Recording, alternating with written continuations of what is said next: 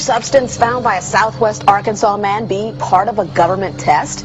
Well, that's the question at the heart of a phenomenon called chemtrails, now getting widespread attention. Well, they say the government is dumping chemicals on us to control or manipulate the weather. And they say the unusual-looking jet trails in the sky are actually chemical-laden chemtrails. People say the government is up there in airplanes spraying all kinds of chemicals to change or manipulate the weather, leaving what you see there, and they call that a chemtrail.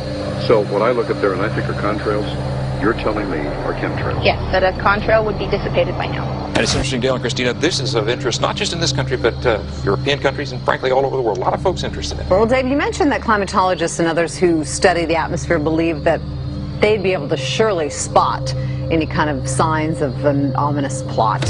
Our journey started in San Diego, California, where thousands of scientists, engineers, policymakers, and journalists gathered for the American Association for the Advancement of Science Conference. One of the topics was the artificial manipulation of the Earth's climate, also called geo-engineering. During the meeting, scientists spoke about the plausibility of implementing geoengineering campaigns throughout the world under the guise of preventing global warming. One widely accepted theory was to block the sun by spraying something into the atmosphere. When they were asked about existing aerosol programs, they stated clearly that no such programs have ever been implemented. But strangely, these proposals sounded exactly like what people around the world are claiming is already happening. When I found out that the American Association for the Advancement of Science was going to be held down here and the main body of topics would be on geoengineering, I had to come. I had to be in on this. I had to hear what these top climate change scientists had to say. And that's the other question about chemtrails and whether geoengineering is being deployed right now without our knowledge. I don't have any personal insight into that, other than to say that I worked in government at pretty high levels in the White House and at state government. I'm personally skeptical of that. But obviously, you never know what you don't know. Chemtrails. On the internet, they are cited as proof of the government creating clouds to combat global warming. They claim the American government, with the secret approval of the national government, is covertly using jet aircraft to spray population centres with aluminium, with barium, and with strontium so as to reduce people's immunity and reduce the global population.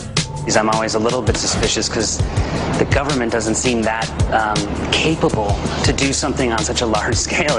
That is not rain, that is not snow. Believe it or not, military aircraft flying through the region is dropping chaff. Small bits of aluminum, sometimes it's made of plastic or even talicized paper products, but it's used as an anti-radar issue, and obviously they're up there practicing. Now, they won't confirm that, but I was in the Marine Corps for many years, and I'll tell you right now, that's what it is. And what happens here, military jets, some come out of Key West Air Force Base, and they move up into the atmosphere, and they drop mylar strips. Some could be a little wider, some are small glass fibers that are coated in aluminum. And what the Air Force does is they take their military jets and they dump these out of the aircraft, they fall into the atmosphere, and some take as much to a day to fall down. This is inevitably military or something going on. The government, the Air Force, you see this kind of a pattern like this, you can rest assured there's something going on. They're actually little bitty magnetic and little bitty strips of, whether it's aluminum. Well, it's a nuisance to you and I to determine what's real and what's not, but it looks like it is a life-saving operation there for the military. The apparent motive behind this conspiracy theory is one world government. Order, I cannot hear. Mr. Speaker, I want to assure the House that both my ministry and my colleague, the Minister of Health, who have received correspondence on this issue, that this conspiracy theory does not have an iota of truth, and that the trails observed from aircraft simply come from jet engines. Question number 9 of order. And I think what an appalling example it is of the new Foreign Affairs spokesperson for the Labour Party that she's spreading conspiracy theories about the United States government. I think the House has heard sufficient. It is called geoengineering, fighting global warming by putting a chemical dust in the atmosphere and reflecting harmful radiation back into space. We take geoengineering to mean deliberate, large-scale intervention in the Earth's system. There are a variety of schemes that have been discussed for geoengineering. A classic example is injecting reflecting particles into Earth orbit. Nevertheless, there might be some good reasons to think about alumina. It turns out, first of all, there's been a lot of work on the environmental consequences of alumina in the stratosphere. The big deal really is that alumina has 4 times the volumetric radiative forcing for small particles as does sulfur. And that means you have 4 times less surface area for the same radiative forcing. And this is a much bigger deal. You have roughly 16 times less the coagulation rate, and that's the thing that really drives removal. So you could get away, we think, with much smaller mass fluxes. So that's why we see things like in the use aircraft patent from '89, they talk about aluminum. And that's why we're seeing in the surface water samples aluminum. And here's David Keith saying that aluminum has 4 times the reflective volume surface area. So they'd like us to think that we're talking about sulfur, but here they slipped up and let it out that aluminum is 4 times better to achieving their ends, and it sounds like it's kind of the one they don't want us to know the effects of.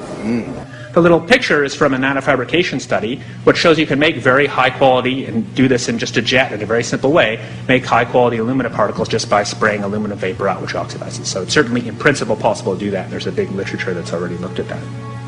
And you could do that by either building new versions of these aircraft or even re-engineering existing aircraft. So there's some ideas of that. So you go to an engineering firm and you want this done. They don't say this is hard or unusual. They say, okay, yes, we could do it. Aerosol geoengineering looks like it is so cheap that the cost is basically not going to be an issue. That means that implementation decisions will be risk-to-risk decisions. The risk of doing it against the risk of not doing it. And it makes the problem of how we govern it fundamentally harder and different and novel. So I've told you that it's cheap to deliver materials to the stratosphere, and I'm convinced that's true. I don't think that will change. But I think the more we do research, the less easy this will look, the more complicated the environmental effects will look, and that's a good thing, because right now it looks too easy. So I think that if we do more research, we're likely to find out that it's harder and more complicated than we thought, and that the side effects are harder to manage, and that's a healthy outcome that will make it easier to do the management. Of course, the opposite reaction is possible. It's an empirical question how people will actually react to knowledge about this. Another reaction is to say, if these crazy scientists are so concerned about putting CO2 in the atmosphere, they want to think about these things, and that might actually mean we should be more serious about the risks of CO2 in the atmosphere. And by the way, it's not really a moral hazard, it's more like free riding on our grandkids. And by the way, it's not really a moral hazard, it's more like free riding on our grandkids. Numerous air quality studies, including from CARB, California Air Quality Resource Board, have named submicron-sized particulates as being particularly harmful for human respiration. Through all the discussions today, I have not heard any mention of this fallout, and has this been studied, and also the effects of a highly reactive metal like aluminum on toxifying soils and waters?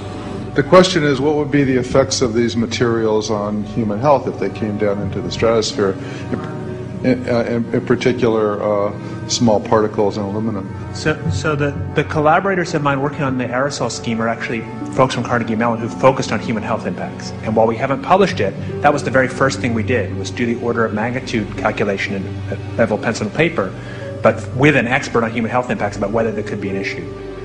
And for aluminum or other particles, there are a lot of toxicological things that need to get looked at seriously.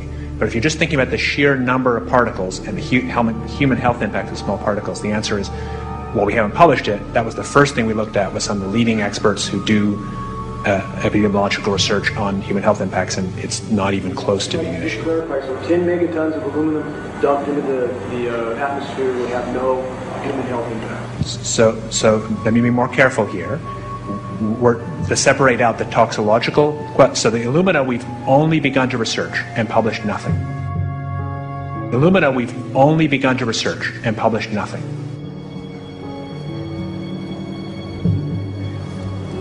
Dane looked at him and he said, so you're telling me that spraying 10 to 20 megatons of aluminum, as you said, would have no human health effects? He took a deep breath and he swallowed and he said, let me be more careful here. We haven't done anything serious on alumina, and so there could be something terrible that we'll find tomorrow we haven't looked at it. And that, for me, that was the whole main point of what is going to be coming out to the public. It's the damaging effects of aluminum that are being found around the world in massive amounts. Here's David Keith confronted on this very issue, and he looked, at that point like they just let the cat out of the bag. Mm-hmm. we haven't done anything serious on Illumina, and so there could be something terrible that we'll find tomorrow we haven't looked at.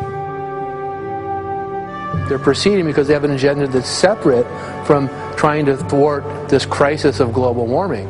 You know, there's obviously several other objectives, whether it's depopulation, control, weapons aspects, communications aspects, all kinds of things, you know, wild cards that we know nothing about. We don't really know, and I'm not going to attempt to speculate on exactly what the agendas are, but we can see clearly the agendas are not benefiting mankind. You know, it's benefiting the agenda of the elite.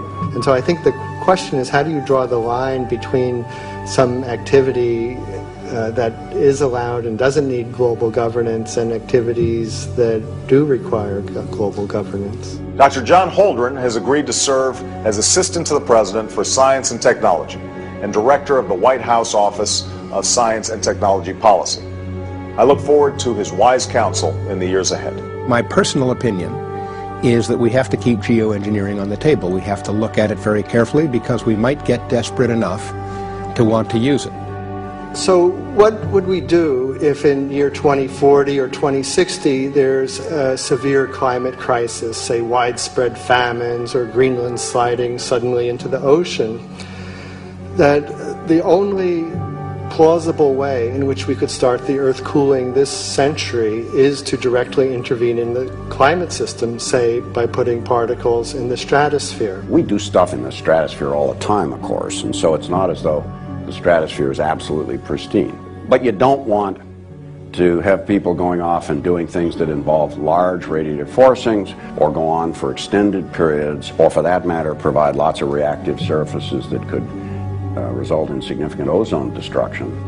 You know, maybe I'm putting a particle into the atmosphere because I'm trying to make money, or maybe I'm putting a particle into the atmosphere because I'm engaging in scientific research and trying to understand cloud physics, or maybe I'm putting this particle into the atmosphere because I'm trying to make it rain locally to seed a cloud and get more snow on our ski slopes. And this obviously raises all kinds of questions. It's hugely risky. It will likely negatively impact some people, but we might find ourselves in a situation where those risks seem worth taking.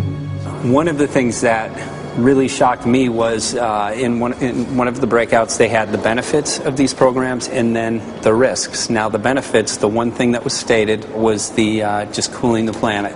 You know, some of the risks were ozone depletion, droughts in Africa and Asia. I got to tell you, I came away from this experience after listening to these scientists for 4 days of symposiums, really concerned because it's clear now that they are justifying, rationalizing, and looking to legitimize some really, really horrible impacts, further impacts on our environment. And they're basically formulating the sales strategy and the implementation and oversight strategy and the funding strategy.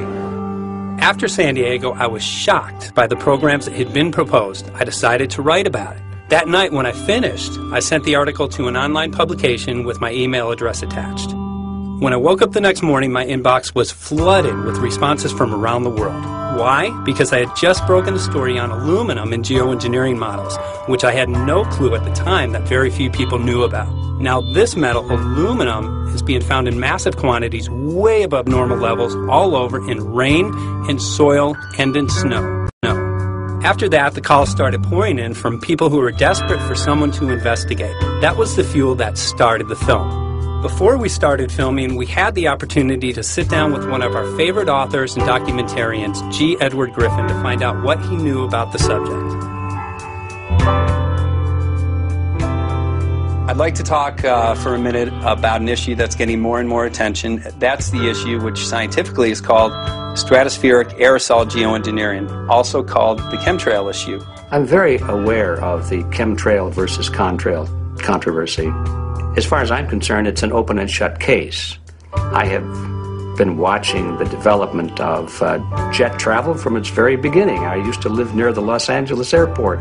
Remember when the first jets came in and landed. Man, they made a big noise. We never heard a noise like that before.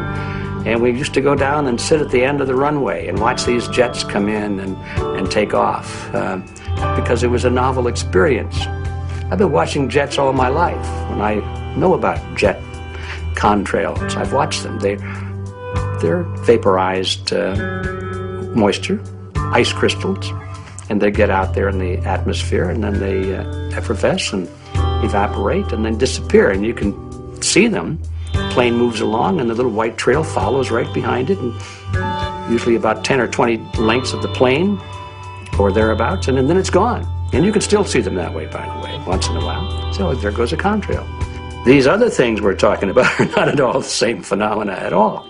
These planes go by and they billow out this white smoke, and it covers the sky from horizon to horizon. It doesn't dissipate at all. And they crisscross each other.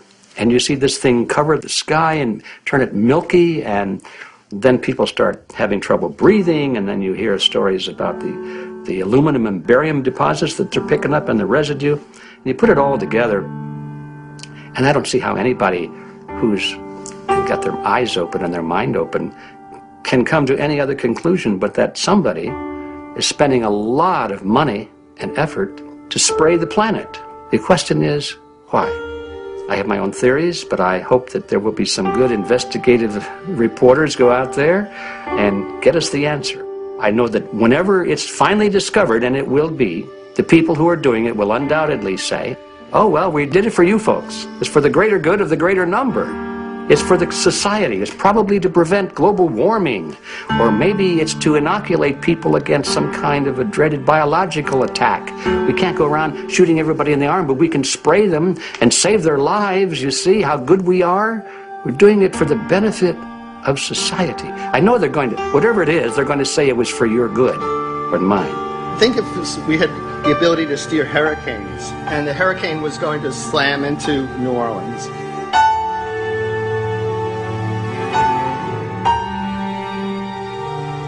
And let's say you could steer it so it would hit Mississippi instead, where for 100, that means I would be willing to more or less kill 18 Mississippians to save 1,800 New Orleanians.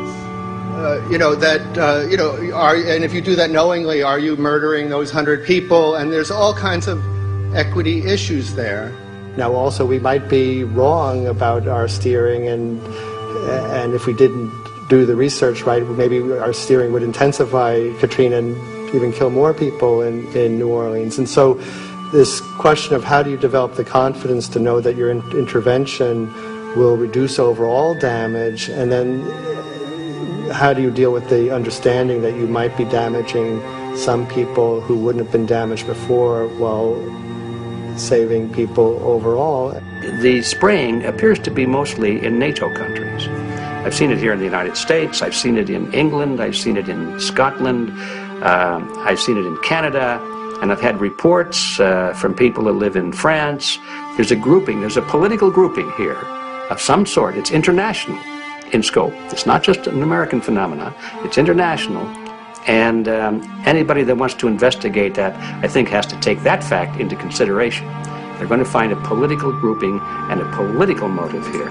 But in my humble opinion, it's not in your good or mine at all. I don't know what it is, but we'll soon find out.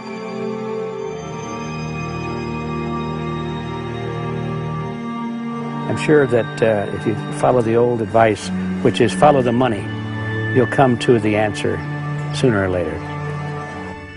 Soon we realized that we all shared the same need to get this information out there, to share with the public, to let people know what is being done.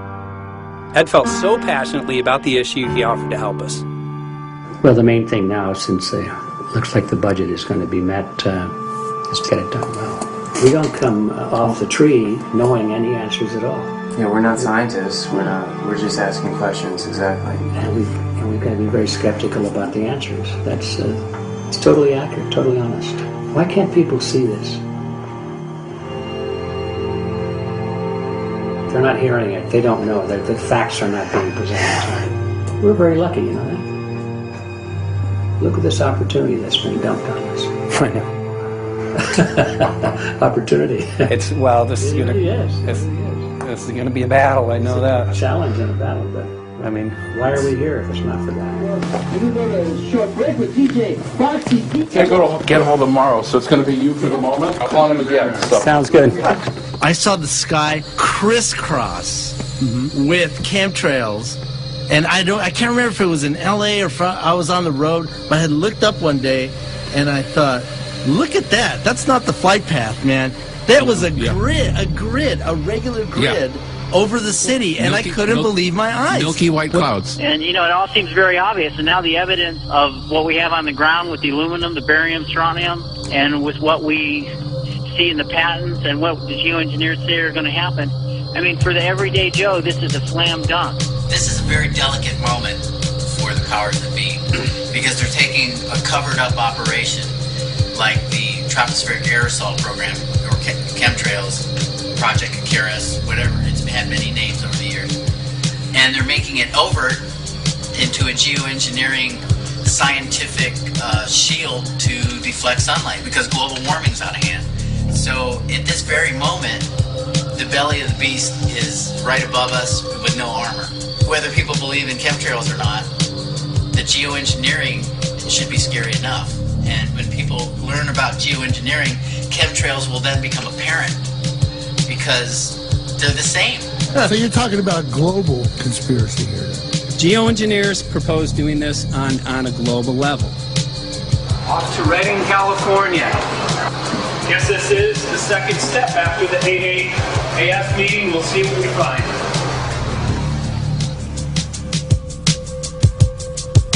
Right here in Northern California at Dane Wigington's house. He owns over 2,000 acres overlooking Lake Shasta. He told me about some of the challenges that they're having up here. Let's go and talk to Dane. We'll see, you know, what's going on his property. We'll see what he's going through, and also what action he's taking based on the test results that he has.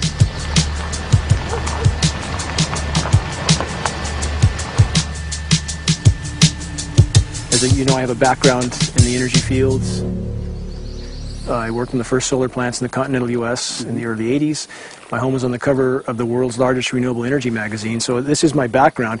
My goal has been to alert the public there is a mountain of toxic material falling on us, period. Before about 5 years ago, our skies were typically blue, and now you see it's covered with lines and haze.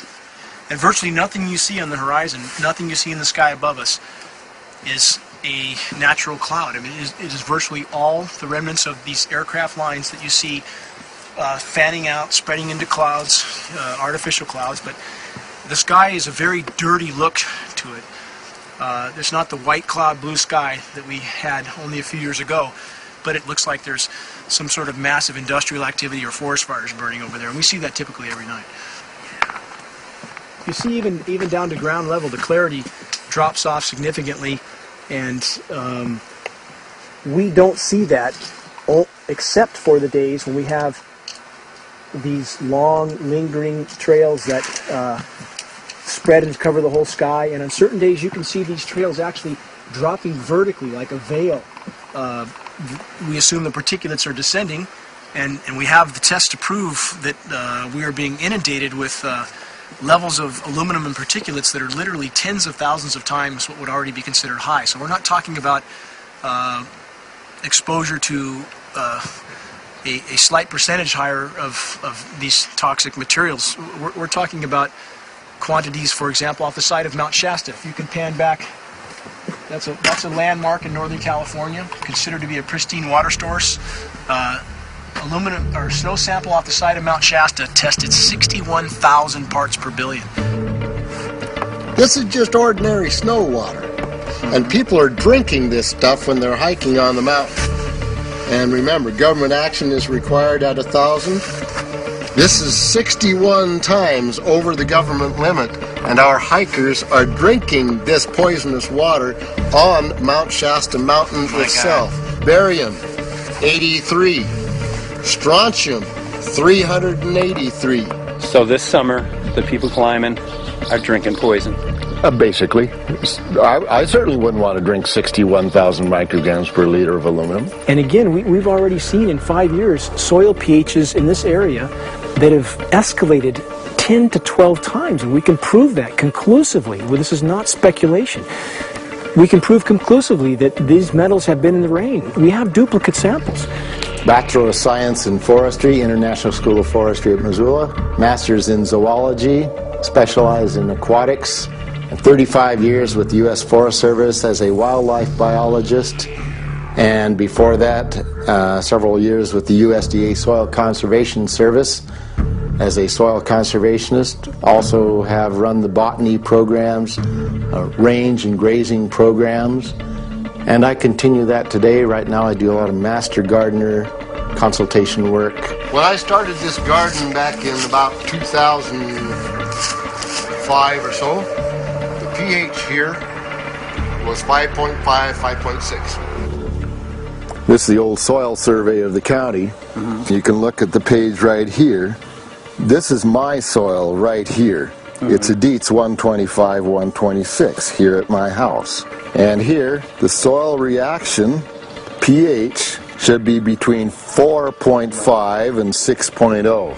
And over there in the pure mud, it's even a little darker. It's 6.8 right there. And what can this do to plant life and ecosystems? Well, you haul one of these things out and you start looking at the little things that are crawling around the soil. A lot of times they aren't there anymore. The little soil arthropods that you can barely see on a microscope, you can actually see movement with this. Little tiny macroscopic, look like little moving pieces of dust. Those start to go away. They're not gone entirely, but they start to go away. This is black oak acorns. You know, this is pieces of cedar wood. You know, come on, folks.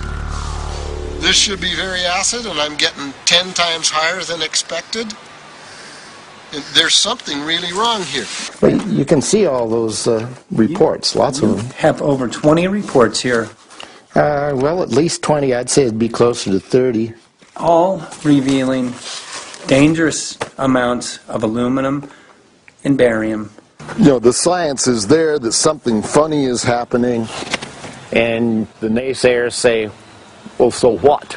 Isn't neutral good? Well, no, neutral's not good. Neutral is not good. If your soil is supposed to be 5.6, it should stay 5.6 if you want the forest to be healthy. And if you want to grow a good garden, you have to keep your pH around 6.0, 6.5. I think that we just need to wake up and just look at what's happening, because we can't just ignore it, because it's going to get worse and worse if we just keep ignoring it and pushing it away like, oh, that's nothing.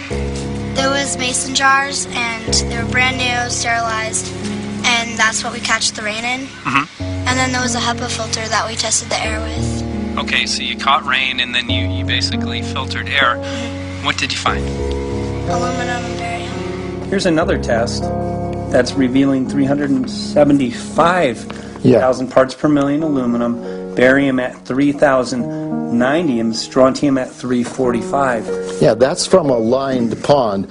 With EPDM fish-safe pond liner. There is no chemicals, manufacturing materials at all in that pond liner that's available to the aquatic life. It's designed for that purpose. The well that feeds this pond has been tested and retested. ND, no detectable aluminum, 0. The only other place this pond can receive water is rainfall. We are located on a filtered, forested hilltop, miles and miles and miles away from any industry, highway, and so forth. After several heavy spray days, there was a film that we received formed on the surface of the water, and we tested that crust, and it was aluminum and barium. That after a year and a half's accumulation had 375,000 parts per billion of aluminum in it. It's literally toxic. We can say conclusively that what we see in the sky matches expressly what's outlined in numerous patents, and the materials on the ground match those patents. This material was not there 5 years ago. It is a recent phenomenon in the quantities it's in. It has escalated in some cases 50,000% in 5 years in the case of aluminum. From our original baseline reading of 7 parts per billion, which was already high, it has escalated up to 50,000% in 5 years. And we've seen profound changes in that time. Dr. Leonard Time, PhD in chemistry, I cross-checked with him, and he says the oxides of aluminum, barium, and strontium will drive your pH into the from an acid soil like this up into the neutral. There's no question about it. And that's exactly what you see happening. Wow. I have a doctorate in inorganic chemistry from Oregon State University, in which I was working with different metals and oxidation states, and then did a postdoctorate work at Brandeis, where I was working stabilizing off oxidation states of different metals. The goal is to sort of figure out how everything fits in the dynamic equilibrium of life. I was working with Francis up in Mount Shasta, and he showed me some rainwater analyses that had to do with levels of aluminum, strontium, and barium in the atmosphere. So I feel the major toxin in these chemtrails is the aluminum. And from the levels we were looking in at Mount Shasta, this is totally, totally unacceptable. When you get to metals and biological systems, you're no longer talking about the bulk aluminum that people think about when they're drinking from soda pop cans and that. So once it gets to the aluminum oxide stage, it just forms a plaque within your arteries and shuts down life. When you take elements that normally aren't out in the environment and you start putting them in the environment, it raises some serious red flags. Aluminum is a very specific nasty in biological systems. It takes that site and it never lets go, and it shuts down the site, and that's it. And so as you accumulate aluminum over time, it causes major neurological damage because it ends up as aluminum oxide that's essentially stuck in place and can't be flushed out by normal systems. At the core of everyone's condition, there's always some level of toxins. And aluminum is known to have cancer-causing effects. The half-life is decades. I think that we should be working on taking more of these toxins out of our environment instead of adding more toxins in. It's very concerning that if we add more toxins to our environment, that will be increasing the rates and risks of cancers. Even one patient is not worth it. So sad that they would consider putting aluminum in our environment to affect something when they could be causing so much more damage. Wherever the material is coming from, it is there. The amount of metal falling on us cannot be disputed. Absolutely, this is not speculation. The amount of metal in the last 4 years, as I said, have increased to a degree of thousands of times, and California Air Quality Resources Board has studied the aerosols from China. These metals are not amongst them. Mike, the reason I've chosen to focus so primarily on this issue is I feel all other issues are secondary. What could be a greater priority than not being able to walk out your door and take in a breath of air without sucking up heavy metals? If our land base is being poisoned, if our waters are being toxified, what will we have left to work with? Whatever we choose to focus our time and energy on, whatever our political beliefs, that this is a common ground for all of us. We must have air that we can breathe that's not full of toxic chemicals and metals. We must have water that's not completely laden with whatever is being emitted from these aircraft.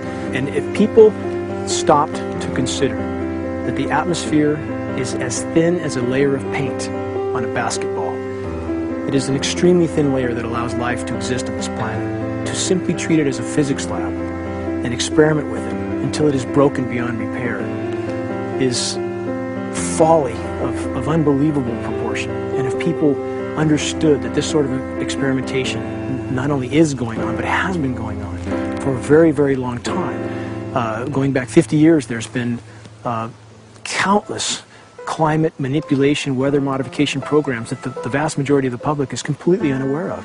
And if they think that this is not true, that certainly that somehow they would have known if it was occurring, I would ask them to look at things like Agent Orange and the things that governments do because they can, because there's no one to stop them.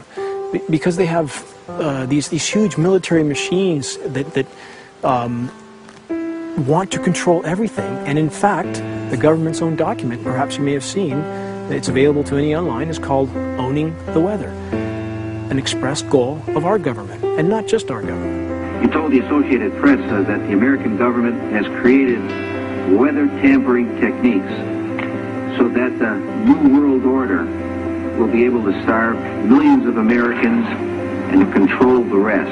There is weather control techniques.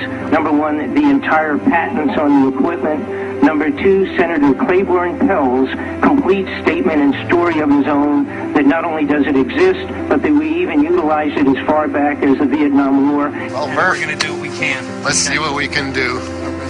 You got the scientists behind you. The scientists are with you, so at least this scientist is with you. I may not have $1 million budget, but I've got enough to show that something's dreadfully wrong. You got it. All right. So Arizona will be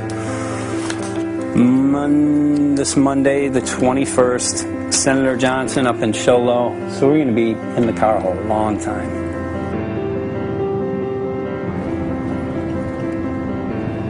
Well, it is such a pleasure. This is such an excellent place back here, I'm telling you, Michael.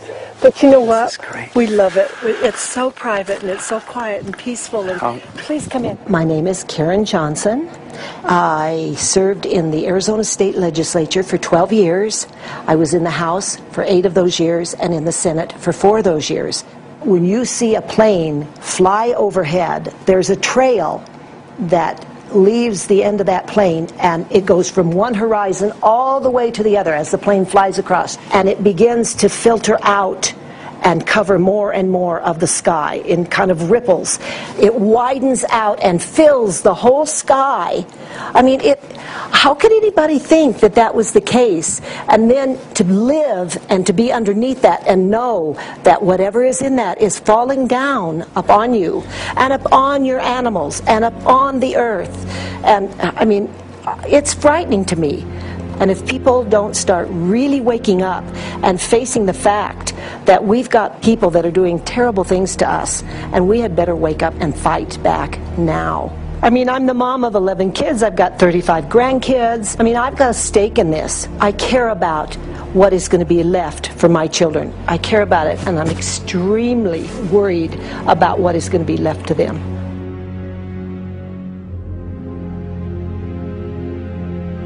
Aluminum is toxic, and we know that it's accumulative, and we know that we're getting more. So we're absorbing it in the air, we're drinking it in our water, so we are accumulating more. So the thought of more aluminum being dispersed in our environment in the way that you mentioned is very frightening to us and very disturbing to us. Those of us who have done any research on this are really quite concerned that we are ill-informed about this issue, and mostly that it's being done. Aluminum is toxic. We know that it is. We can debate as to the amount of toxicity that is going to be disturbing the body, but as far as really accepting the fact that it's accumulative, it's synergistic, then we have to conclude that it's not a good idea to put it in our atmosphere, especially when we know we're getting increased amounts, and especially since we know that the scientific communities around the world are pointing a finger at the heavy metal toxicities, at the toxicities that we're absorbing in the day-to-day food that we eat and the air that we breathe. The concern is off the charts about why is this happening? Why is this being allowed to be sprayed continually all over the United States, all over the world? Who is paying for this? I mean, the incidence of Alzheimer's has just skyrocketed, which evidently has to do with an accumulation of aluminum in the brain cells. I mean, I think almost every family has been touched by a member as they get older having Alzheimer's. And it's a horrible disease. And to say that, well, this just came because people drank soda pop out of aluminum cans, you know, when my father passed away with Alzheimer's and he didn't ever drink soda pop, you know, that explanation doesn't ring true with me. And so I'm wondering, how much did this chemtrail spraying back in the Illinois area affect him? aluminum and fine metal is an accelerant. Our friend who's a firefighter up in Pine, Arizona for 20 or 30 years says that the wildfires now that they're fighting are way beyond anything they've seen before in intensity. And when you look at the air samples and you see the fine particles of aluminum, which is very flammable, and magnesium settling on the trees, this is causing unprecedented savage wildfire. But if you look at this, you can see these are parts per million. They sent this to me, and I just found this to be extremely interesting because we should have like 2 parts per million of aluminum in our air. And this is saying that there's 39,000 parts of aluminum. That's astronomical. Barium is high. I mean, these are way off the charts of what people should be breathing or what's coming down on them. And, you know, if people wonder why their health is deteriorating, why they're having to go to emergency rooms, why they can't breathe, you know, why they're getting Alzheimer's, this has been planned. We have elites, I don't know what you want to call them, one worlders, Illuminati, I don't, whatever you want to call them. But with these people that don't care about the average person.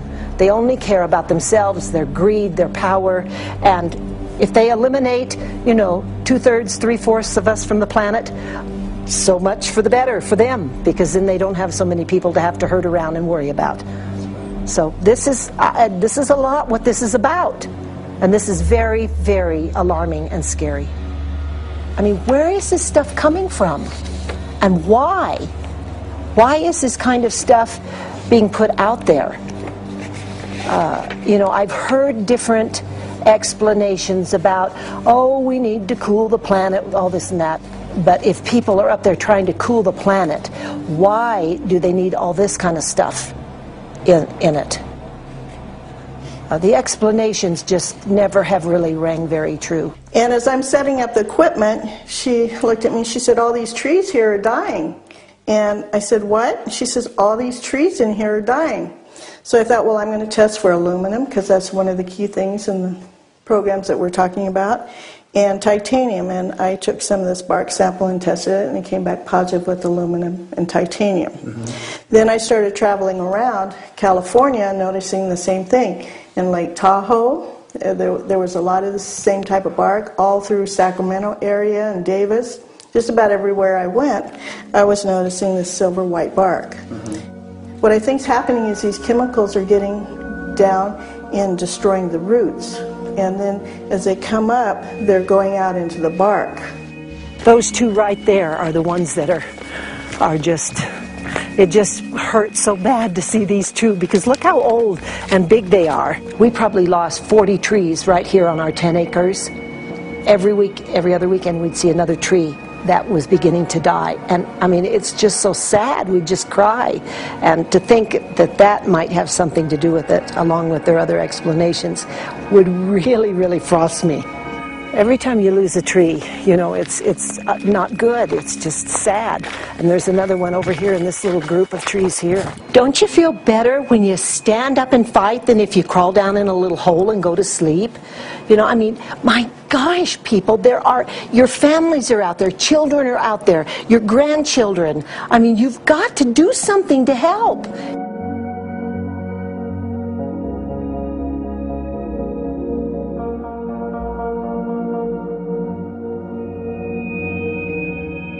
My greatest hope is to get people to question, and hey, if they don't wake up while we're there, I'm hoping to plant some seeds.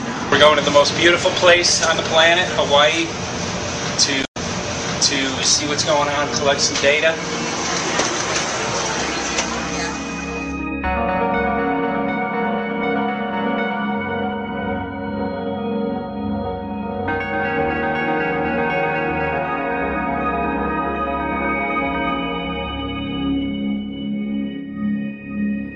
Thank you for having fun with us. Hope you enjoyed the trip.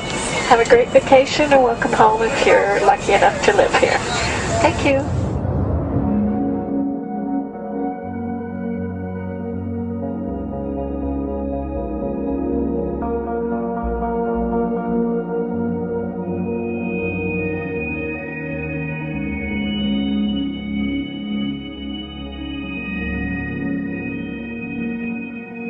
The whole valley's off the grid, so it's either solar, wind, or generators.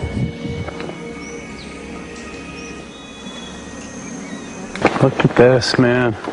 Yeah, the mind can't even conceive of a dream of this. Right. Yeah, right. Even coming here, and one would never think, you know, in paradise that it's getting destroyed.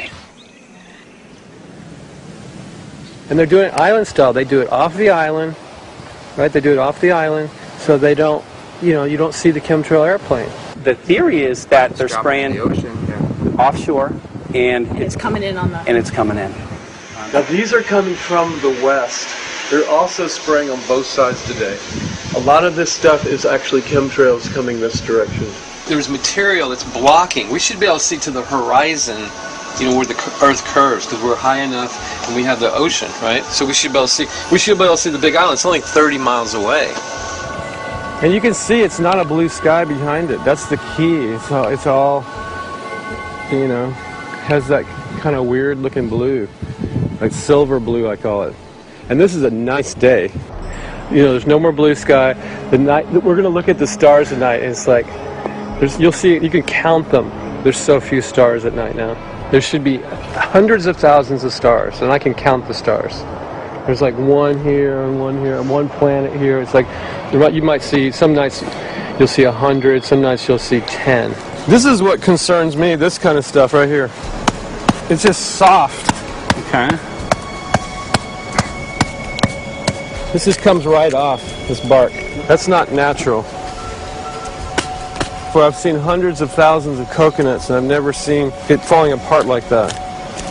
Look at this, you guys. I've never seen anything like this. I used to trim trees all the time in Big Island. I've never seen anything like that. That's why I'm concerned. Not an easy task that you have here on the island. I could see the skepticism because it is so far beyond anybody's reality. It's amazing. It's just amazing to try to look through somebody else's eyes. Like my eyes, I can see this so it's like night and day, and other people are just. It's just the illusion is just so deep. What do you think would happen if everybody awakened to what was going on and what the plans were of geoengineers? I think they'd have a revolution in Hawaii if people really understood what was going on. What's your concern for? I know that you love the land here. What's your concern about the chemtrails? Well, that we won't be able to live here and grow our own food, and that our health is going to be compromised. You think it already has been? Yes. And the thing is that they're doing it every day here, every day. So it's hammering, micro doses every day. And then, of course, it's getting in the environment, and of course, it's weakening the plants.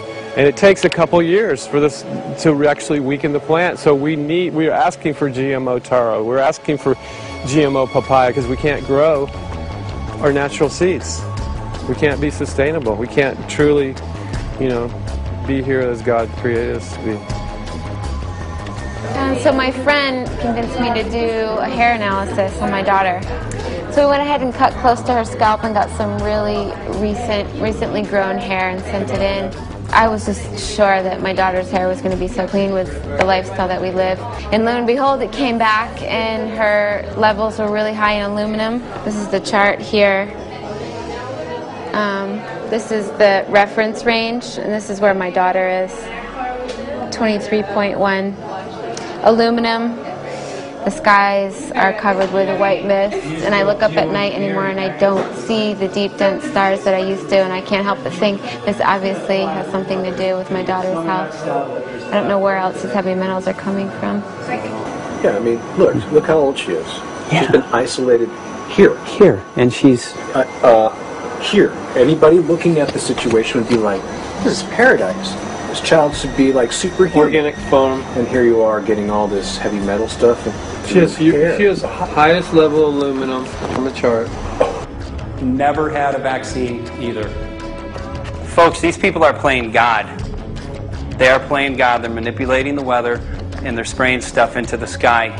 They are trying to geoengineer everything, including your plants and trees and your ocean. Well, tonight, we're just hoping that instead of not looking at it, you start looking into it, because I really believe from the bottom of my heart that we are in a real crisis. I really do. They are proposing dumping 10 to 20 million tons of aluminum into the upper atmosphere. What does aluminum do? It changes the pH of soils, which is toxic to plant life. Also, it's very toxic to human health. Are they doing it? Well, let me tell you about my experience and what we found. We have much evidence that not only suggests, but I believe prove that they are happening. Jeff, what's going on? And as I promised, we're joined right now by a very special guest, Michael J. Murphy, currently on location in Hawaii. He's working on a documentary film called What in the World Are They Spraying? Michael, welcome to the program. Great to speak with you today.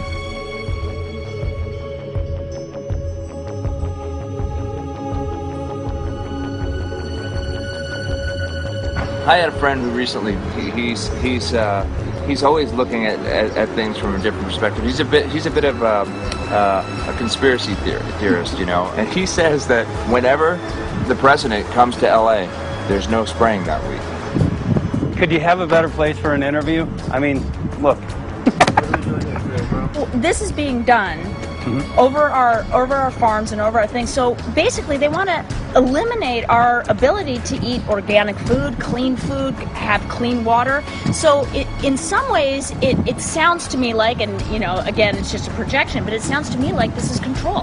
How do we control the masses? Yeah. How can aluminum be good for you in any? And what was the second chemical you mentioned? It's barium. Barium, aluminum. Obviously, those are toxic to everything. To human health. To human health, to farms, to animals, to everything. 61,000 parts per billion. And there should be a government alert at 1,000? At 1,000, people are drinking this. People that climb the mountain, they're drinking that snow. It's poison. Oh my God, that's so disgusting. So that's 60,000 times above regulation. Exactly. 60,000 times above regulation. And I've talked to friends, and they're like, well, that's just ice. That's just condensation. And I'm like, you can talk to a second grader. Ice doesn't float in the sky and spread out that way, you know? You're not an expert, but you're a concerned citizen who said, wait a second. Who's actually doing the research. Yeah, you're doing the research, and that's what we need to do as Americans and say, you know what, I want to know what's going on. I want to know what the FDA is doing to my food. I want to know what the government's doing with my air, my water, and the soil. And, you know, it's just great what you're doing, and I just, my kudos to you for bringing light to this subject. Put all of the theories aside, just what geoengineers are proposing and what's being found is scary enough. So we can just address that. And I encourage more people to just step up and ask questions and do what he's doing. So thank you, Michael, very, very much. Aerosol spraying aluminum affects everywhere, and we have a beautiful tropical climate which I believe might be in jeopardy. So we wanted to not only come and bring the message of what people were finding around the world, but encourage people to test for the aluminum, strontium, barium. Essentially, I think it was an effective trip. I saw a lot of people here in Hawaii, in Maui, awake and not only curious, but willing to look into this deeper, and that's my only hope. And this is one of the boldest moves, I think, from Ed Griffin yet. This is the taboo topic that nobody's supposed to talk about, and that is aerosol spraying. Now, we've got tons of documented proof of errant aerosol spraying. It just blows my mind that the whole essence of humanity has always been to look up into the sky and ask why. Though there are no limitation, there's endless space, an endless universe. Now, in the 21st century, we're not allowed to do that. Anyone who looks up and sees the giant grids and the X's in the sky that weren't part of our existence until just a decade or two ago is somehow called a kook. And the people that are the best and biggest proponents for the revolution and for liberty, they don't want you to talk about it because you could discredit them. it seems to be an industry that's being built up to milk the taxpayers by undergoing some kind of a giant global spraying program to make all kinds of money on the project, and they don't seem to care really what effect it has. They're not trying to experiment to see if humans can survive it or anything like that. They just want to get this stuff up. And then we discover, as we're going further down the line, that there are companies generating genetically modified organisms, or seeds, modified seed crops they're being engineered to resist the aluminum in the soil. And a lot of crops won't grow in that. And so now, after they've messed up the soil, all the farmers were going to have to go back and buy seeds that have been genetically engineered to resist the aluminum that have been put into the soil. And all of a sudden, mankind is completely dependent upon these companies like Monsanto and other giant agricultural firms. You can't even grow natural seeds anymore. And we're looking at that. It's a shocking thing. I hope we don't find that that's true, but all the arrows right now are pointing in that direction. We get into cost-benefit analysis here because there's also HARP could be involved in this. Geo-engineering, as you guys mentioned, which is documented heavily in Dennis Kucinich's bill, that is the Space Preservation Act, which, by the way, I don't think got through Congress. And then Kay Bailout, as we call her here, Kay Bailey Hutchinson, also put together some legislation in order to qualify geoengineering, which again is supposed to save us all from global warming. But it is cost-benefit analysis because they can benefit on so many different levels. Ed, that's how they do everything, isn't it? That's right. And you know, there's an old adage: if you just follow the dollar, follow the buck, you get to the source of the problem. And it looks to me like there's a tremendously profitable industry being built up right now around this concept of geoengineering or weather modification or reducing global warming and all of these other things that can be sold fairly easily to an unsuspecting public. They all say, oh, well, that's good. We don't want global warming, you know. And so they put up with this and they don't question, they don't criticize. But behind the scenes, you see a whole industry being built up, which is, as I say, tremendously profitable, and the money for all of that is coming from the taxpayers. And it's a scam, is basically what it is. We're just focusing on the one area that is real easy to prove. There's no speculation in the area that we're going into. They definitely are doing this geoengineering. They definitely are talking about it. They're working up formulas for it. They're putting together strategies for it. They've got funding for it. Everything is in place. We don't even have to go into those other areas to make the case. Okay, let them believe that, but at least they must understand that there's no question that they're talking about it and planning to do it. And so shouldn't they be equally alarmed about what they're going to do if it can be shown that barium and aluminum and some of these other toxic metals are very destructive to the planet and destructive to human health? Isn't that enough?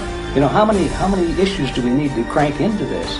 And so, you know, if you're going to kill the planet and kill the population, do we need any other reason to be alarmed?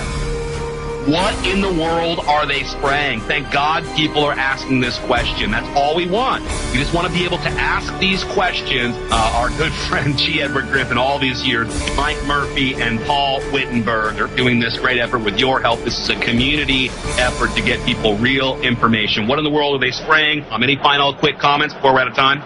And my only final thought is that we asked the question, what in the world are they spraying?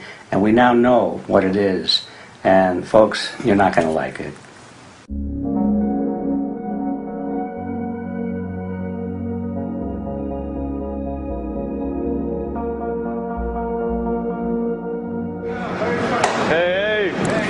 I'm Peter Vreken. I'm from Belgium. I'm 54 years old. I can't believe it myself. I'm a very happy and grateful person. We are doing the job the police, the Justice Department, or the Environmental Department should have been doing. And it's really essential that it's going to be a grassroots revolution. I think so. Because we are not fighting against, but for. Yes, we're fighting for. I was in the council for about 25 years and also a period as the mayor. So from that moment on, 10 years ago, everything started to change. I start to get a picture of what is really going on. And it became crystal clear to me that we, humankind, have been manipulated and dominated and exploited for centuries. So, and this chemtrail phenomenon made me angry because I was so helpless.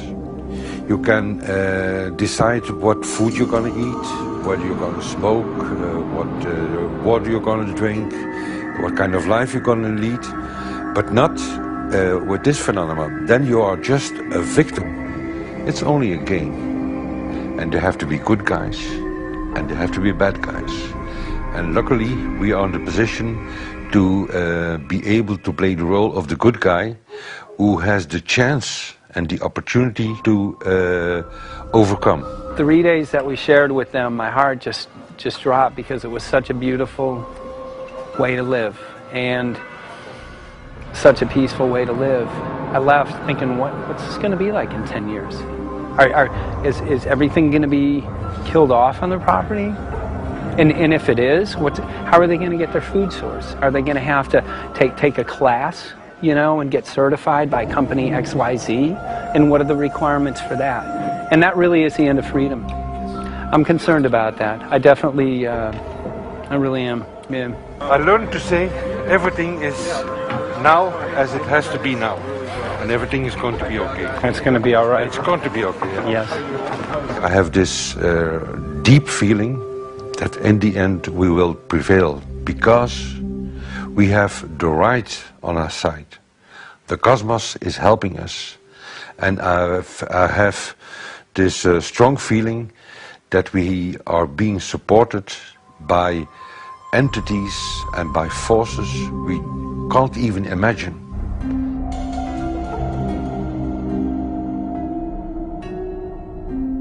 Here for the first time we have this scientific proof that we are being spread. We are being spread, and it's incredible and it's hard to believe, but we are being spread. I think at this moment to stop is not an option. Once you know it and once you have a tool like this and an opportunity like this, that the issue of chemtrails or persistent jet contrails or whatever name you use for it, that this phenomenon is recognized as being real, publicly debated on.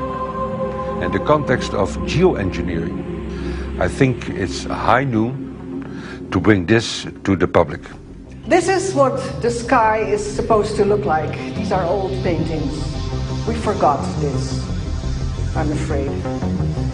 In the years that I have been a medical research journalist, I have looked at many things, and I found the same three issues in whatever I'm looking at. And that is that we are being dumbed down, we are being made sicker, and we are being made infertile. Citizens gathered from around the world in Belgium for the first International Chemtrail Symposium. The event attracted leading professionals, politicians, and activists who discussed the health, environmental, and social implications of these programs. Today it's only going to be about facts, documents, figures, patents, licenses, everything that brings us to the truth. We have no other weapon against this vast complex than exposing and bringing their dark works in the light of the truth. We have the hope that by our efforts, more and more people will become aware of the fact that we are deceived by our leaders. So today, we, as a family, join forces with the people who publicly made known to the world that chemtrails are not a conspiracy theory, but a conspiracy fact. From the Technische Universiteit Delft in the Netherlands. Ladies and gentlemen, please welcome Koen Vermeeren.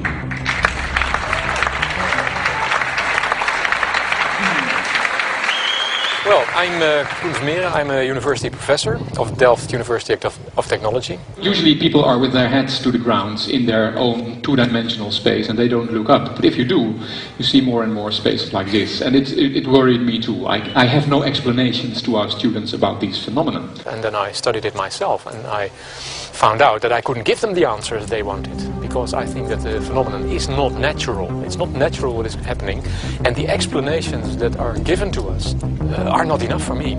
If you look at them from a scientific point of view, the first thing a scientist does is trying to explain something. Because I'm smart and my students are not as smart yet, so I have to give them answers to questions. But if you ask most scientists honestly, they cannot answer all your questions.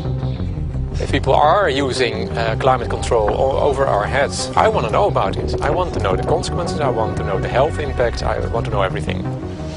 I need, as a teacher in my university, to give answers to my students. And they have good questions. And I don't have the answers. And I want to know. Excellent. And we should discuss this. Ladies and gentlemen, for here you in the auditorium and for all over the world, Michael Murphy.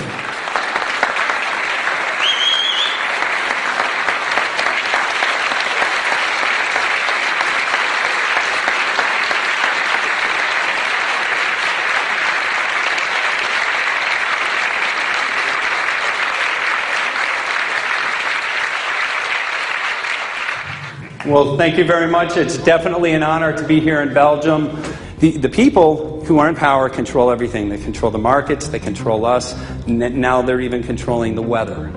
And they can use that for warfare applications. The one thing that they cannot control is what God had originally made, and that's natural organic seeds. This is called the Hegelian dialect. It's called problem, reaction, solution.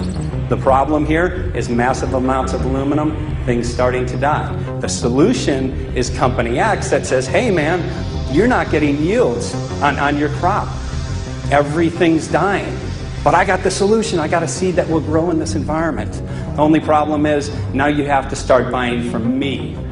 We're a little concerned that maybe part of this agenda could be to kill off anything that's natural and organic and re-engineer it with aluminum-resistant GMO seeds. Many may know we just got back from a week of filming in Hawaii, and it was an incredible trip.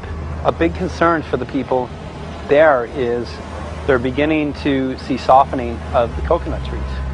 But their concern is that these programs may again be part of a broader agenda to destroy anything that's natural and organic, so that the corporate redesigned GMO foods might be the only source of food for people. I didn't anticipate so many people, young and old, who are interested in this phenomenon and are concerned about it. And I especially liked the address that the young girl gave today. Only 17 and already making an address to the audience. That is, well, incredible. My name is Sofia Xenilis. I am 17 years old. It is quite scary to know that the air we breathe is not what it's supposed to be. That the food we eat and the water we drink contain traces of those substances which are sprayed out over all of us, as though we were being poisoned like insects. The feeling that this is causing me are feelings of deep anger and rage. I don't want to be poisoned, I don't want to be infected with cancer, and I'm just so angry that this global poisoning can be going on such a massive scale, and not enough is being done to stop this crime. A clear answer to one question. Are we being sprayed? Have we been sprayed?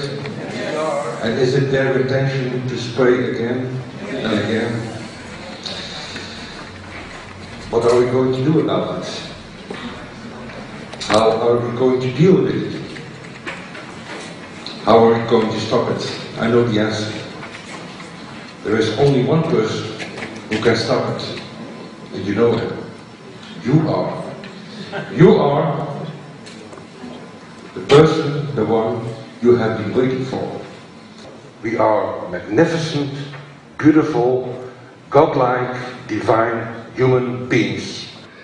Ladies and gentlemen, sisters and brothers, in this auditorium and in the whole world, thank you so very much for being present with us.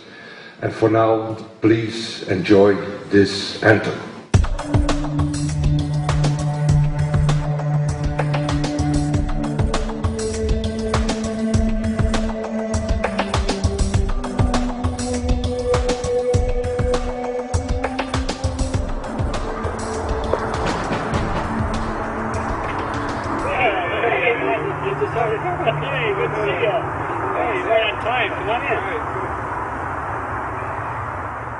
So, anyway, I'm glad that the weather's been good for you fellas so far.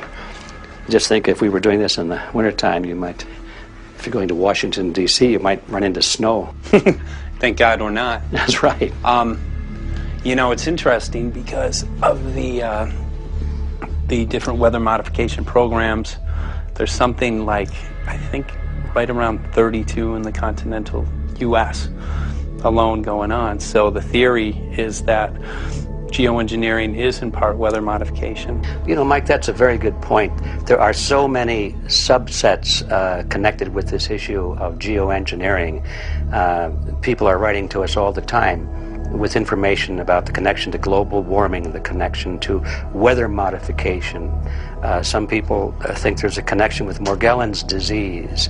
Others think it's kind of a means of transmitting electromagnetic impulses from the HAARP antenna system up in Alaska and Siberia. Boy, it gets your head spinning, and each area, I think, is worthy of investigation, but we have so little time.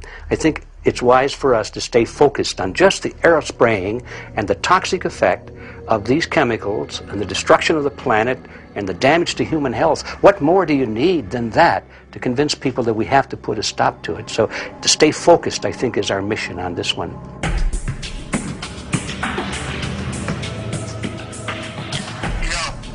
Jeremy, we had an idea. We know that you know the political system real well. Our idea was this: we have a ton of data and information that we've collected throughout our travels, and you know, we really think a good way to end the film would be addressing this to elected officials, some of the senators. So we were wondering this, if you might be able to come and kind of help us out and perhaps show us the way in how to get this done politically. But it sounds like a really good idea, and I'm also going to get to in terms of researching who it is that we should really focus on talking to about this. At the very least, if we could make it impossible for them to claim that they don't know at this point, we can strip away their plausible deniability that they haven't heard of the data that points to geo-engineering stratospheric aerosol operation already going on. At the very least, it should be very interesting to go to district of criminality and put some people on alert. Yeah, you have a lot of enemies in Washington. That's where all the power comes together and the money, you know. So there are people there, I'm sure, that just don't want us to do this job. But I'm glad you're going, and you'll find out.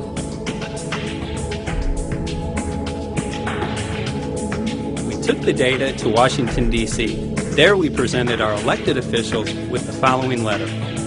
According to the 5th article of the Bill of Rights amending the Constitution for the United States of America, no person shall be deprived of life, liberty, or property without due process of law.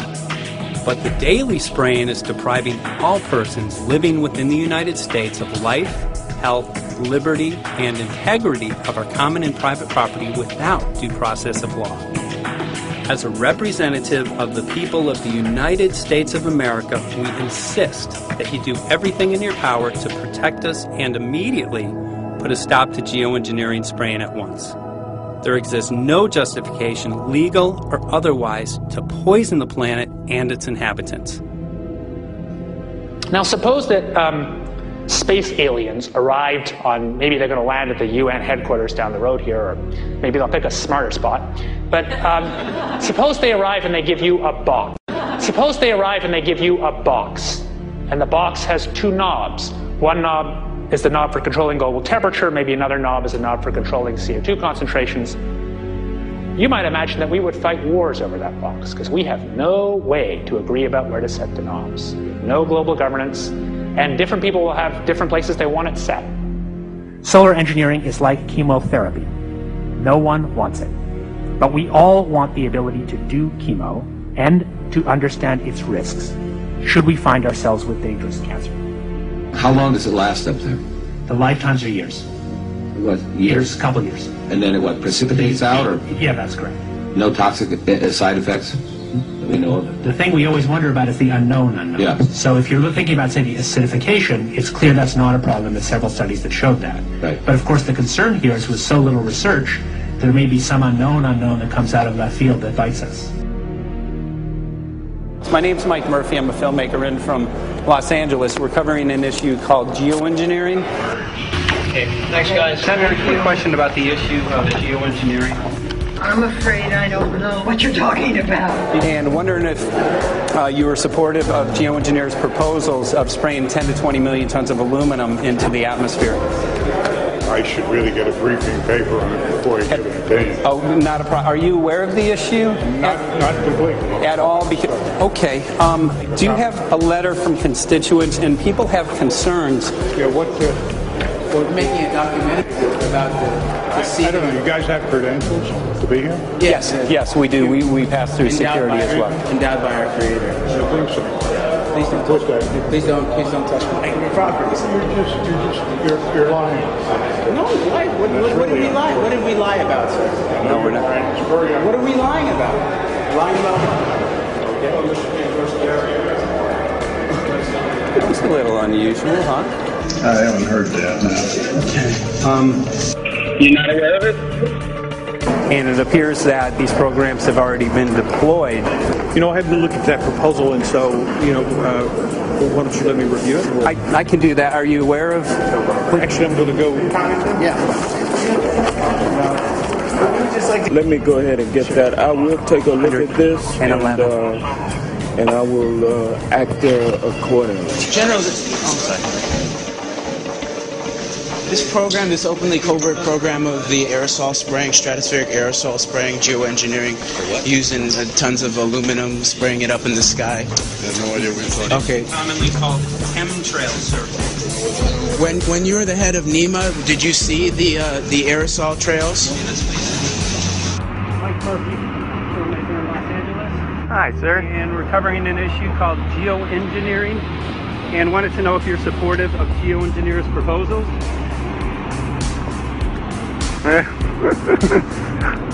Congressman?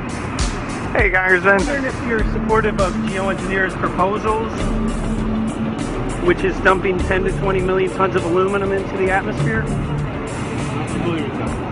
Pardon? Okay. You make an appointment to my office. I'm not supportive. I haven't looked at it close, so I don't. Have you heard of the issue? Because it's becoming mainstream in public, and there are actually congressional committees which are being formed to talk about these programs. Mm-hmm. Yeah. Well, I think when we drop anything into the atmosphere, we should know prior to the effect of that, right? Yes. And if we don't have the knowledge as to what the effect will be, we shouldn't do it. I think there are 4 different options for thinking about deployment of geoengineering. The first one would be we just ban it. I would argue that one does not want to get too firm a restriction in place on small-scale studies early on because it'll tie the science hands. I think what the science community ought to be trying to do is say, if you do small-scale stuff inside this space, and it's a scientific question what that space ought to be, there shouldn't be a lot of oversight and restriction. Congressman? Excuse me. Hi, I'm Mike Murphy from Los Angeles, covering an issue called Geo-engineering. These guys are running from the Geo-engineering issue. I wonder why. I'd have to talk to my staff. I don't know what your details on that are. Have anyone made you aware of the issue, or? Sir? Congressman, your committee talked about geoengineering last November. Are you in support of those proposals? I'd love to give you a paper. Geo-engineering? You know nothing about the geo-engineering issue? Never heard of it. They call it geo-engineering, but... yeah, I never heard of it. It's nothing I've ever heard anything about. When we looked up in the air today outside DC, we saw this stuff going on. Quickly, have you heard of geo-engineering? No. The proposal is to shoot 10 million tons of metals into the air. This committee, Science and Technology, covered it for the first time. No. No, I've never heard of it. So we were very concerned. How you doing? I'm fine. How are you? So what? We spoke with Congresswoman Watson's office, and her press secretary, Ms. White, was familiar with Representative Kucinich's Space Preservation Act, which mentioned chemtrails and the weaponization of the atmosphere in space, and then it was pressured to be taken off the bill. Did you see the aerosol spraying going on today over the Capitol? Congressman? Geo-engineering carries with it a tremendous range of uncertainties, ethical and political concerns, and the potential for catastrophic environmental side effects. He's not one to do interviews very often, so not unless we usually really pressure him into it. Okay. So don't, all that is, don't hold your breath. As chairman of the Committee of Jurisdiction, I feel a responsibility to begin a public dialogue and develop a record on geoengineering. We want to know if you're supportive of their measures by spraying 10 to 20 million tons of aluminum into the atmosphere? No, I think we need to have more research. Okay. And about the issue of current deployment, there's literally a mountain of evidence that many people believe proves the deployment of these programs. Any knowledge of that? No, there's certainly not a mountain of evidence. But I do support research into geoengineering, and I also support looking into the international governance of that. Okay. I hope anybody that has studied it knows, at least I think, that it's a radical proposal, and I hope we don't have to use it, but there may come that point in time where we do. Now, if we could provide you with the evidence that suggests that these programs are and have been ongoing, would you be willing to address this publicly?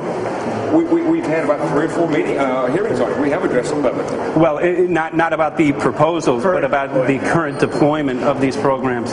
Citizens. I don't support the current deployment. I think we need to have more research, and they have consequences that go beyond one nation, and so I think that there needs to be governance to that. Governance is not simply an issue of deployment, but governance before deployment in terms particularly of large-scale scientific fieldwork. I concede that on this subject and in general, it's not popular to talk about global rules. And when these people started talking about the need for UN Security Council oversight, a supranational environmental security enforcement with a strong mandate by the UN, it really was clear that they're looking for a global power behind the manipulation of the environment. But I do think it needs to be sort of an international kind of treaty that does tie and bind all nations into a common fate. It is a common fate. And unfortunately, it's not just big governments that could do this. It is small governments. It is billionaires probably could figure out, I'm going to save the world all by myself, and I won't bother to mention it. How do we decide when there's a planetary emergency? Whose hand is on the thermostat? How do we decide when to start it? There's no way to do that right now. And what if we do start doing it, and then by some problem with the technology or with the will, we can no longer do it? In a year or two, the aerosols will come out of the atmosphere and temperatures will shoot up at a rate much faster than it's going up now. And it's that rate of change that's hard for us to adapt to. So once we start it, we'll be sort of locked into doing it for a long, long time. And so that, and with basically no end in sight. Boeing would pursue this to make a profit, right? I mean, there's financial motivation to do this. Let's see. So let me not speak for Boeing. Is that allowed? Okay. Yeah, well, it is what it is. No, but someday, if the U.S. is going to decide to do this stuff, they're going to look to a company who can do it, and you want to be positioned Boeing would rather be get it than Lockheed Martin. So certainly we have an industrial base that helps the country take on technologies and large-scale challenges like national defense.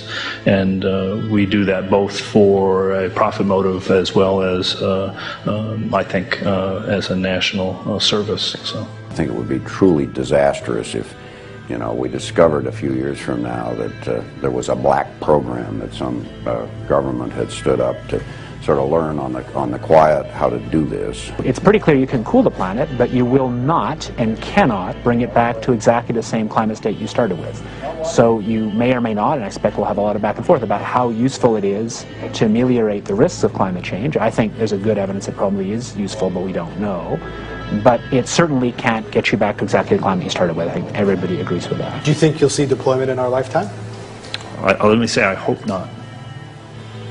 Al? I would agree. I hope not. I hope not. Okay. I see this as something like an evacuation plan. That you build big dikes. Maybe that's the emissions reduction to try to keep the flood from wiping you out. But that if that flood should come, that you'd like a plan for what to do in the event of that catastrophe. So I see these options more as a catastrophic response option and not as a way to reduce risk of everyday climate change. You would advocate mitigating consumption of beef as a means of accomplishing your objective? Yes. How would you suggest going about that? You can't. I mean, it's your job to decide what to tax and what not to tax. Obviously, if you wanted people to behave differently, you give them incentives and disincentives for behavior. But I'm sure that's the answer you wanted to hear, Mr. Smith. If only my time had not expired. Thank you, Mr. Chairman. Because there's literally aluminum and barium contamination found around the world, believed to be from these programs. Like, look, today over the Capitol, looks like they're deploying some type of aerosol. Did you see it? No, I didn't, but good to see you. In a James Bond scenario, some rogue rich guy puts some airplanes in the air and seeds the clouds. What is to prevent that? Okay, are you aware of the issue? You do it through the... Are you in support of those proposals? What is your take? I don't know anything about it. You're not. I have to get more information. I've got a chair here. Okay, we'll give you a letter on that. Yeah, this is a letter from constituents. Okay, great.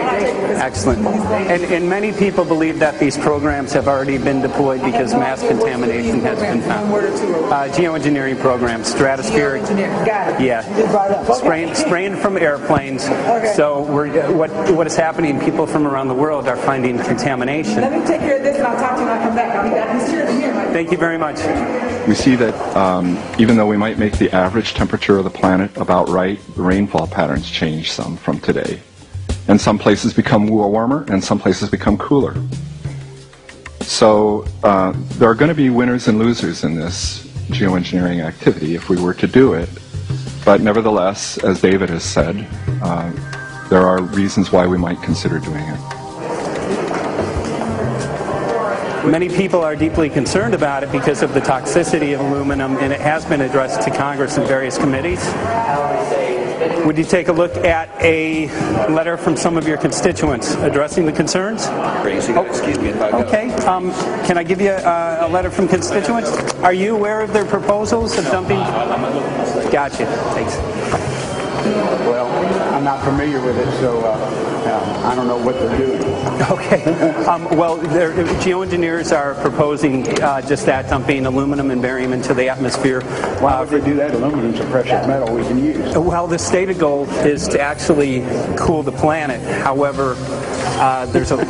Sounds strange. Right, exactly. So they're proposing dumping these metals into the air to block the sun, essentially. We're here to just find out what members of Congress are. I hope we would have a strong hearing on that before we decide to do that. I would hope so. And there's plenty of evidence that not only suggests that these programs have been deployed, because we're finding contamination of aluminum and barium on the rain, snow, and soil. Okay, thank you. Thank you. LA County has seen a 200% increase of Alzheimer's over the last decade. Tons of ground and water samples showing high levels of aluminum all around our our state. Why don't you give me all the information you have? I have some very good people I will assign it to. And if you get it to Mr. Lavelle, He's got my card and send me an email. And Lavelle. He's got my card and send me an email and Sounds great. We'll be in touch. We are investigating this, and there's literally a mountain of evidence that suggests that these programs are move that mountain over to us. You got it. Take a look at it. And look up, keep looking up into the sky, and you'll see some of it. Oh, okay. You will. You can see the aerosols being sprayed out of airplanes quite a bit. Okay. So thank you. Yeah, the future of humanity is definitely dependent on it. So we're counting on people like yourself to take some proactive steps. So thank you very much, guys. You're very welcome. Appreciate it. Thank you. Right.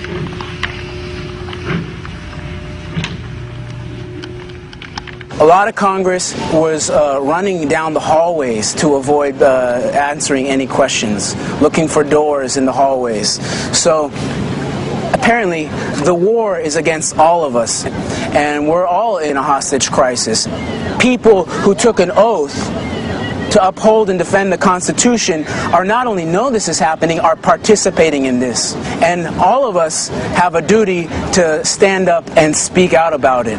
Why is the water being contaminated? Why is the soil being contaminated? Why are aluminum-related diseases going up? And it's affecting all of us, and thus we all have the duty to stand up and speak out and get educated and stop this. For our own sake, for our children's sake, it is a crucial moment in history right now.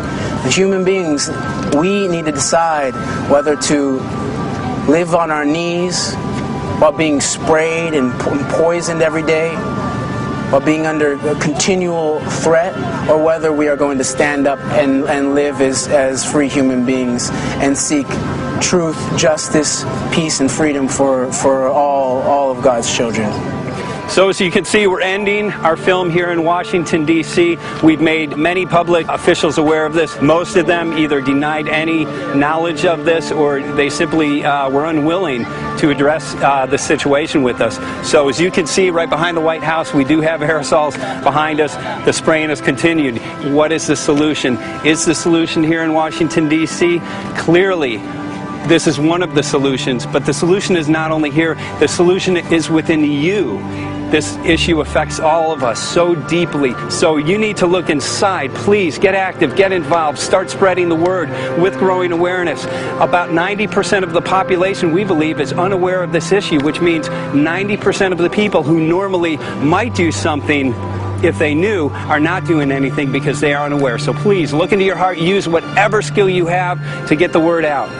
The future of humanity is dependent upon it.